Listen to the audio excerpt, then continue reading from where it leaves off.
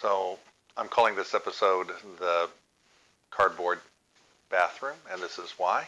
I have a friend who was recently involved in a construction project, and they went ahead and simulated the outline before they built.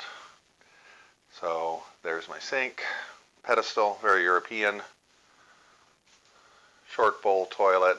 Don't really have room for a long bowl, unfortunately, because of course it gives you that luxurious feel. I'll come around here and show you my shower. That's that 36-inch quarter round shower with the sliding door that I was contemplating for here. I'm not sure this is the optimal layout. The reason I like this layout is the toilet and the shower need to drain through the floor, but the sink doesn't. I can bring the plumbing around through the wall, which means not changing any more flooring. But I'm not sure that it's the optimal layout. I got to go over it with my wife. This is configuration number 2. Sink in the corner. The sink's a little tight in the corner. Nice room for the bathroom. Could probably put an elongated bowl in there if we wanted to. Only real issue is that those light switches are covered up. Now, granted, we could move the light switches. It's not that big a deal.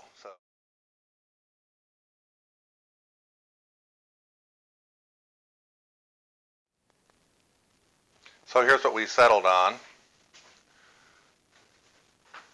Door, light switches stay where they are. Sink in the corner. There's the shower. Let me come in and show you through the door.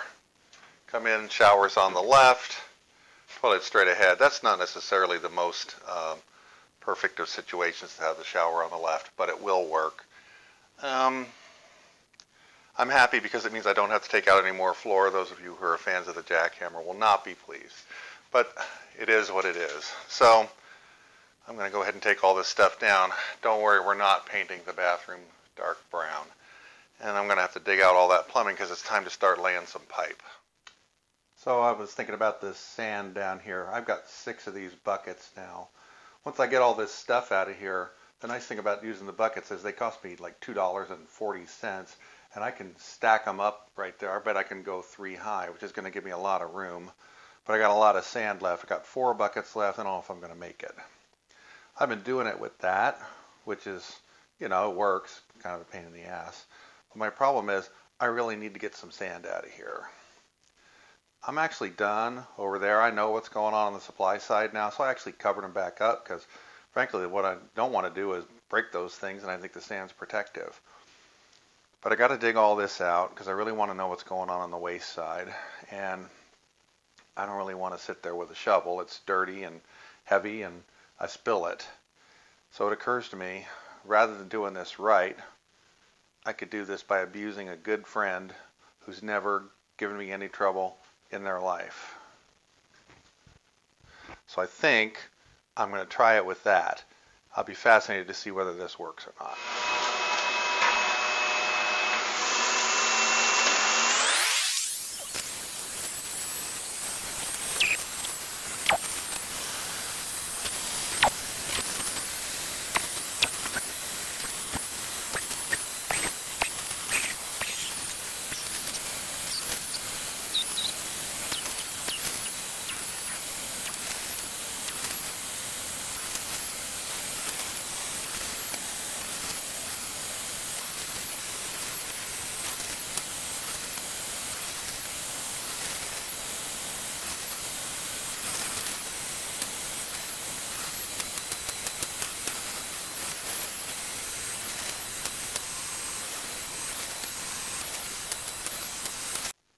I'm going to go with 4 out of 10 would not repeat. It's more precise than digging with the shovel, but it's a lot slower. That's, I don't know, 20 minutes worth of work. And you can see that toilet flange is connected over there to that stack somehow, which is no surprise, although I have to admit the angle suggests it's fairly far down there, which is a little bit of something. But I could have done in 5 minutes what took me 10 or 20 with the vacuum.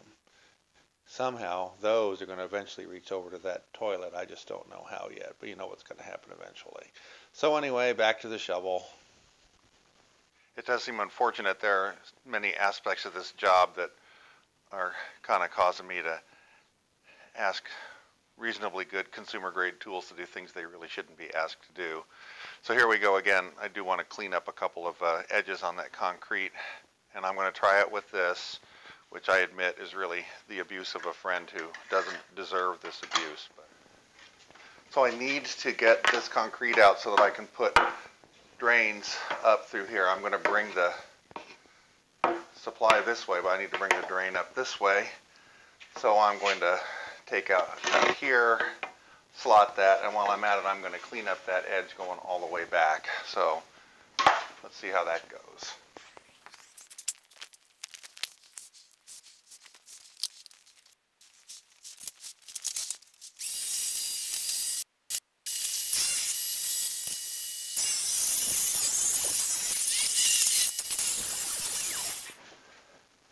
So my intention with this one is just to square this up because I'm going to re-pour this floor soon, move that drain. Pretty sure I'm going to make this into a dog bath.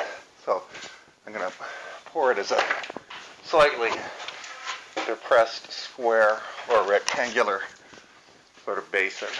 So I need to clean these edges up so I can accomplish that.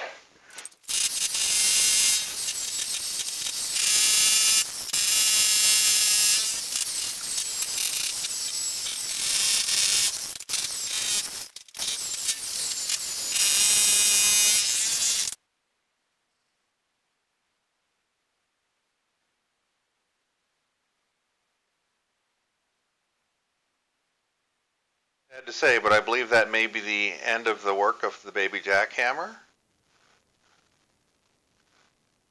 Sleep well, old friend.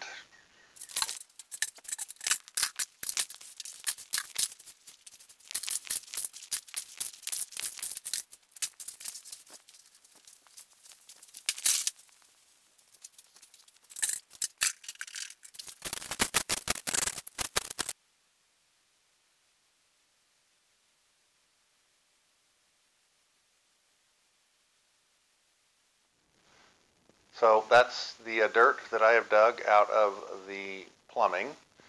Come around here. So there's my supply. I was actually planning on trying to figure out some way to bring the supply in from over that way, but frankly, I just can't face it. I just can't bring myself to take up that much floor, and I'll probably get into a footer under the wall, and I just can't do it. So I'm going to use this, which means I'm going to have to fur the wall out a little bit so that I've got a way to get it around across past that. I'll have to go under the slab to get around that stack right there. Then I'll bring it back up across to the toilet, to the shower, and then to the sink. As far as the waste goes, I'm going to move this till it's in the center of this little rectangle, and then I'm going to put in a floor drain and finish that off. No dog wash. The wife says no.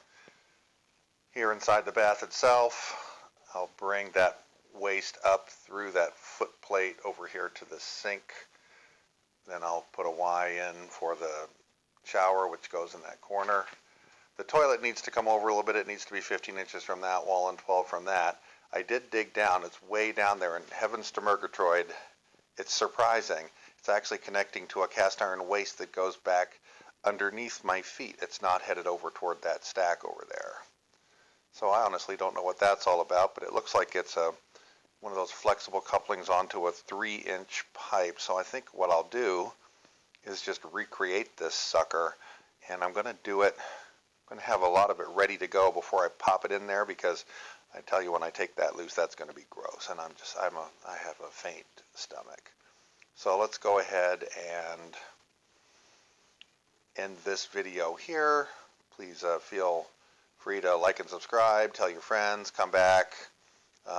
Next is plumbing the waste, and then the week after that we'll plumb the supply.